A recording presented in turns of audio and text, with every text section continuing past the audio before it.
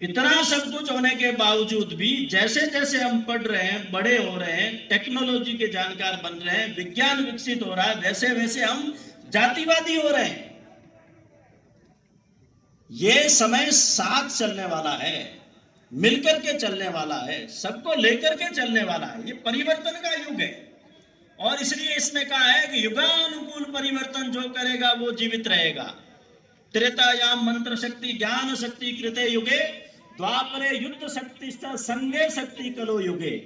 कभी सतयुग था तब ज्ञान की शक्ति थी, त्रेता में मंत्र की शक्ति थी, द्वापर में युद्ध हुआ, युद्ध की शक्ति थी। ये क्या है? कलयुग है। तो कलयुग में कौन लोग जिंदा रहेंगे? जो संगठित रहेंगे। संघे शक्ति कलो। ये संघे शक्ति का मतलब राष्ट्रीय स्वयंसेवक संघ नहीं है। तो संगठन की शक्ति प्रबल चाहिए और उस संगठन की शक्ति की, प्रबल शक्ति की उपासना भारत का सर्व सामान्य समाज करे।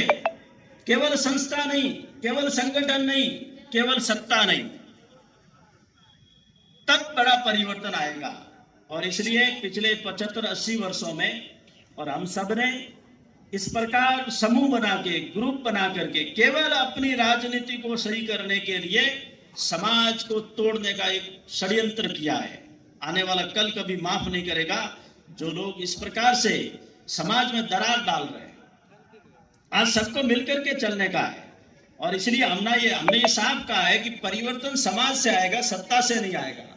केवल सत्ता से मत करना परिवर्तन की आस, जागृत जनता के केंद्रों से होगा अमर समाज। सत्ता एक व्यवस्था होती है, वो आवश्यक है और अपने देश में लोकतंत्र है और लोकतंत्र के अंदर जो जीतेगा वो राजा बनेगा।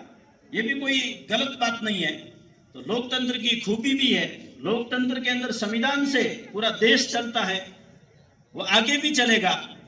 लेकिन ये सब ध्यान में रखते हुए सारा का सारा जो हमने ठेका दे दिया राजनेताओं को या सत्ताओं को, उससे समाज को बाहर आना पड़ेगा।